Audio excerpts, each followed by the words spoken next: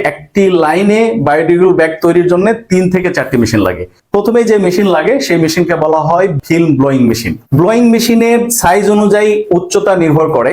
Mainly 17 fit থেকে 18 fit মেশিনের উচ্চতা হয়। আপনার শেডের উচ্চতা হবে কমপক্ষে 20 ফিট। 440 ভোল্টেজ এবং 3 ফেজের লাইন লাগবে এই ব্লোয়িং মেশিন চালানোর জন্য।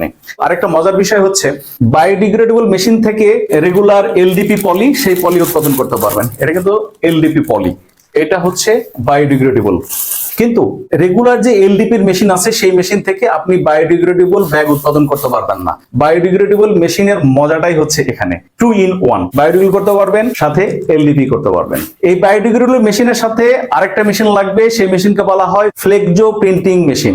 আমাদের ব্যাগের সাথে দেখবেন যে অনেক সময় অনেক কিছু লেখা থাকে, সেই লেখাটা প্রিন্ট করার জন্য আমরা যদি আপনাকে একটু ব্যাগের কাছে থেকে দেখাতে পারি, এইখানে লেখা আছে আমি পচনশীল বা 100% পচনশীল, আমি রেগুলার পলি না, এই ধরনের কথা লেখা আছে। এই যে লিখবেন, এটা কি দিয়ে লিখবেন? এটা তো আর কোনো কিছু হাতে লেখা সম্ভব না বা স্ক্রিন প্রিন্টিং করা সম্ভব না, এটা মেশিনের মাধ্যমে লিখতে হয়। এই মেশিনকে বলা হয় ফ্লেক্সো প্রিন্টিং মেশিন।